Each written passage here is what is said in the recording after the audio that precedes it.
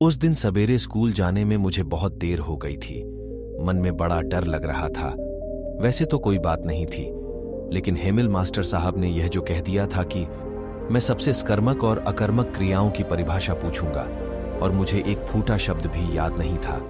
एक क्षण के लिए मेरे मन में आया कि आज स्कूल ही न जाऊं और सारा दिन इधर उधर कहीं घर से बाहर ही बिता दूं। दिन बड़ा अच्छा था, आसमान साफ था और मीठी मीठी धूप फैली हुई थी।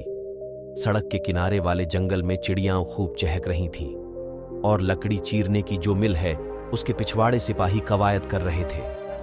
यह सब कुछ उन अकर्मक और सकर्मक क्रियाओं से कहीं ज्यादा दिलचस्प था, लेकिन फिर भी अपनी तबीयत को रोकने का बल मुझ में था। इसीलिए मैंने स्कूल की तरफ लंबे लंबे डग बढ़ाए। टाउन हॉल के पास से गुजरते हुए मैंने देखा कि बुलेटिन बोर्ड के सामने बड़ी भीड़ इकट्ठी है। गत 2 वर्षों में लड़ाई हारने, सेनापति की आज्ञाओं, बजट आदि की जितनी भी बुरी खबरें थीं, वे सब इसी बुलेटिन बोर्ड पर प्रकाशित हुई थी। और मैंने चलते चलते ही सोचा, अब कौन सा नया मामला उठ खड़ा हुआ।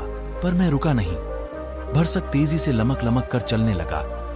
वाकटर लोहर, जो अपने नौकर के साथ खड़ा वहां बुलेटिन पीआरएच रहा था, चिल्लाया, बबुए भागो मत जाओ, वक्त से बहुत पहले स्कूल पहुंच जाओगे।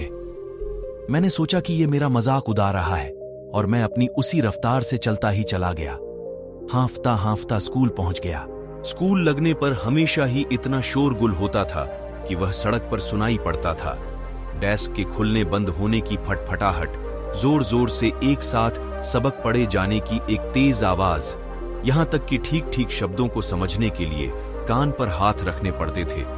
और सबसे ऊपर मास्टर साहब के रूल का रोर, जो उसे बार बार मेज पर घर पटकने से होता था। किंतु इस समय सब कुछ शांत था। मैं सोच रहा था कि जब मैं चुपके से जाकर अपने डेस्क पर बैठने की कोशिश करूंगा तो बड़ी हलचल मचेगी।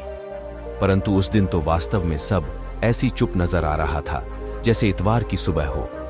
खिड़की में से ही मुझे दिखाई दिया कि क्लास में सब लड़के अपनी अपनी जगह पर बैठे हैं और हेमिल मास्टर साहब अपना लोहे वाले भयानक रूल बगल में दाबे हुए चक्कर काट रहे हैं। मुझे सामने के दरवाजे को ही खोलकर अंदर क्लास में घुसना पड़ा। अंदाजा लगाया जा सकता कि उस समय मैं कितना डरा और सहमा हुआ हूंगा, किंतु कुछ हुआ नहीं। मास्टर साहब ने बड़ी मुलायमियत से कहा, बच्चू फैन जाकर जल्दी से अपनी जगह पर बैठ जाओ, हम तुम्हारे बिना ही पढ़ाई शुरू करने वाले थे। बेंच पर कूदकर मैं अपने डेस्क पर जा डटा, जब तक कि मेरा डर कुछ कुछ दूर नहीं हो गया। मैंने नहीं देखा कि मास्टर साहब आज हरा कोट, चुन्नटोदार कमीज और काली रेशमी टोपी, सबकी सब चीजें बेलबुतों से कड़ी हुई पहने हुए हैं। यह कपड़े वे केवल उस दिन पहनते थे जिस दिन इनाम बंटता था। यही नहीं, बल्कि सारा स्कूल एकदम शांत और गंभीर था। और मुझे ताज्जुब तो सब हुआ जब मैंने देखा कि पिछली बेंचों पर जो हमेशा खाली पड़ी रहती थीं, ग्वार लोग भी बिल्कुल हमारी तरह चुप बैठे थे। तिपंखा टोप लगाए बुढ़ा हौसर बैठा था, जो किसी जमाने में नगर का मेयर था। इसके सिवाय एक भूतपूर्व पोस्ट साहब भी अन्य कई व्यक्तियों के साथ बैठे हुए थे। सबके सब मातमी मुद्रा बनाए हुए थे। हाउसर साहब अपने साथ एक पुरानी फटी चिथड़ा प्राइमर उठा लाए थे, उसी खोले हुए अपने घुटनों पर रखे थे। उनकी बड़ी बड़ी ऐनक भी उसी पर रखी हुई थी।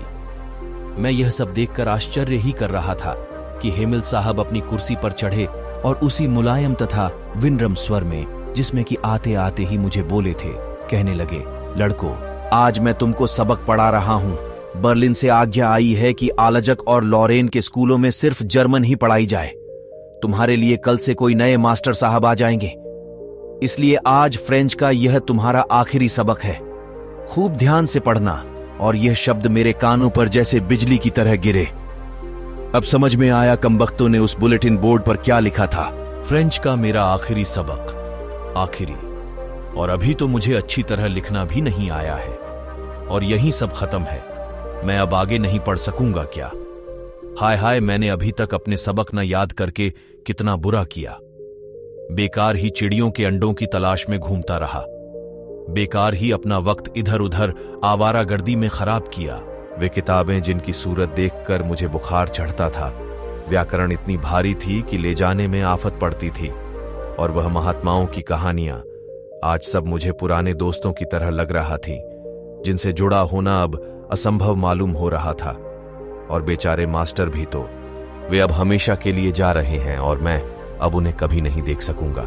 सिर्फ इस कल्पना मात्र से ही मैं हेमिल साहब सख्ती को भूल गया और भूल गया उनके उस लोहे के रूलर को भी।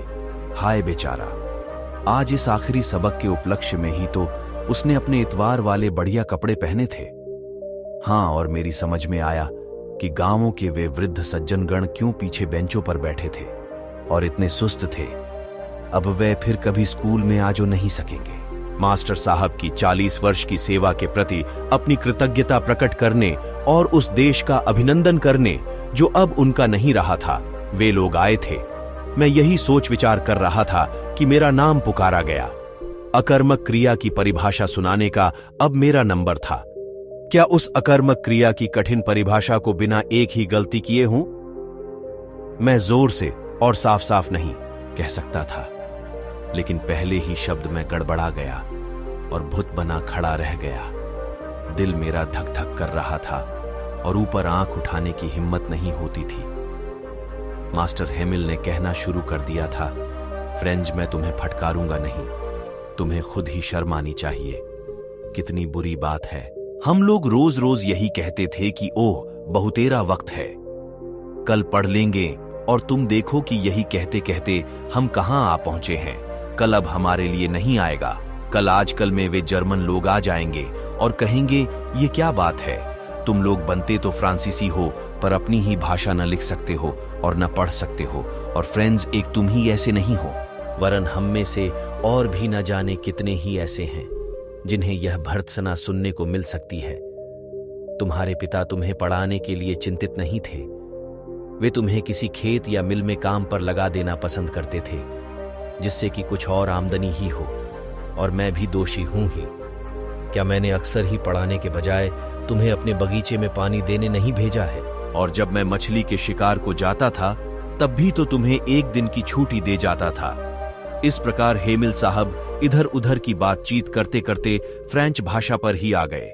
कहने लगे, संसार की सबसे सुंदर भाषा है, यह सबसे ज्यादा साफ और सही। हमें इसकी पूरी पूरी रक्षा करनी होगी, क्योंकि जब देश गुलाम हो जाता है तब उसकी स्वतंत्रता वापस लेने की केवल एक ही कुंजी शेष रह जाती है, और वह कुंजी है उसकी भाषा। स्वतंत्रता की जेल में बंद मनुष्य के लिए उसकी अपनी भाषा ही उसकी स्वतंत्रतादायक कुंजी है। यह कह चुकने के बाद मास्टर साहब ने व्याकरण खोली और सबक पढ़ाने लगे। मुझे बड़ा आश्चर्य हुआ कि वह तो सब समझ में खूब अच्छी तरह आ रहा था। मेरा ख्याल है कि न तो मैंने कभी इतना ध्यान लगाकर कभी पढ़ा ही था, और न मास्टर साहब ने ही तबीयत लगाकर इतनी अच्छी तरह कभी पढ़ाया ही था। ऐसा मालूम होता था कि वे बेचारे जो कुछ जानते थे, जाने से पहले वह सभी पढ़ा देना चाहते थे, और वो भी एक ही बार में हमारे दिमागों में ठूंस देना चाहते थे। व्याकरण के बाद सुलेखा शुरू हुआ।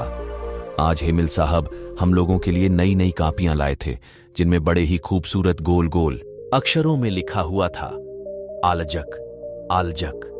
इतने बड़े बड़े शब्दों से लिखी इन कापियों के सफ़े क्लास भर में ऐसे लगते थे जैसे हर एक डेस्क पर झंडा फहरा रहा हो, और सब चुपचाप बैठे लिखने में तन्मय थे। पन्नों पर चलती हुई निब्बों की आवाज भर होती थी। एक बार कुछ भौरे कमरे में उड़ आए, किंतु किसी ने भी उनकी ओर ध्यान नहीं दिया, छोटे छोटे बच्चों ने भी नहीं, जो अक्षरों की गोलाई को भी ध्यानपूर्वक इतनी सावधानी से बना रहे थे जैसे वे गोलाइयां भी फ्रेंच हों। छत पर कबूतर बोल रहे थे। मैंने सोचा, क्या वे इन कबूतरों को भी जर्मन में बोलने के लिए मजबूर करेंगे? लिखते लिखते जब मेरी नजर हेमिल साहब की तरफ उठ जाती तो मैं देखता कि वे कमरे की किसी एक न एक चीज पर टकटकी लगाए देखता कि वे मानो वह अपने मस्तिष्क में यह चित्रित कर लेना चाहते हों कि उस छोटे से क्लास रूम में सब चीजें कैसी लग रही थी। ख्याल कीजिए 40 बरस से वे इसी कमरे में रहे हैं, इसी कमरे में जहां उनके सामने हमेशा उनकी क्लास बैठी रही है और जिसकी खिड़की से बाहर बगीचा चमकता रहा है। पूरे 40 वर्ष सब कुछ वैसा ही था, केवल डेस्क और कुर्सियां घिस घिस कर चिकनी हो गई थी। बगीचे में वालनट का पेड़ बद्दा हो गया था, और वह हाँप बेल जो स्वयं उन्होंने अपने हाथों लगाई थी, खिड़कियों के सहारे बल खाती हुई छत पर जा पहुंची थी। उफ, बेचारा गरीब। यह सब छोड़ते हुए उसके दिल में कितना दर्द उठ रहा होगा। छत पर ऊपर उनकी बहन संदूक ठीक कर रही थी सो उसकी खतर पटर भी क्लासरूम में सुनाई पड़ डीएच रही थी। कल ही उन्हें देश छोड़कर चला जो जाना है और वे हरेक का सबक सुनने की हिम्मत बांधे रहे। सुलेख लिखाने के बाद इतिहास का एक पाठ उन्होंने पढ़ाया। फिर बच्चों ने बा बेबी ओ बू करके शोर करना शुरू कर दिया। वहां कमरे के पंखे बेंच पर वृद्ध हौसर ने चश्मा पहनकर और प्राइमर दोनों हाथ में पकड़कर पढ़ना शुरू कर दिया और वे भी चिल्ला से ही रहे थे। भावावेश से उनकी आवाज कांपने लगी थी और हमें सुनने में इतना मजा आ रहा था कि खूब हंसने और शोर करने की जी चाहता था। और वह आखिरी सबक मुझे कितनी अच्छी तरह याद है। यकायक गिरजे के घंटे ने 12 बजाए और इसी के बाद एजिलस के घंटे ने भी। ठीक इसी वक्त कवायद करके लौटते हुए प्रशियन सैनिकों की तुरही भी खिड़की के पास सुनाई पड़ी। हेमिल मास्टर साहब भी कुर्सी से उठ खड़े हुए। बिल्कुल पीले पीले और लंबे लंबे लग रहे थे मुझे, इतने कि जितने मुझे कभी नहीं मालूम पड़े थे दोस्तों। उन्होंने कहा मैं, और जैसे उनके गले में कुछ अटक गया, वे आगे बोल नहीं सके। मेज पर से चाक का एक टुकड़ा उठाकर वे चुपचाप बड़ी शान के साथ ब्लैक बोर्ड की तरफ चले। उस पर जितने बड़े बड़े अक्षर लिखे जा सकते थे उनमें लिख दिया फ्रांस जिंदाबाद, और लिखकर उन्होंने अपना सर दीवार के शेयर टिका दिया। बिना बोले उन्होंने अपना हाथ हिलाकर आदेश दिया, जाओ स्कूल खत्म। तो ये स्टोरी कैसी लगी आपको कमेंट में जरूर बताएं, और अगर अच्छी लगी हो तो अपनों के साथ शेयर करें। Thank you.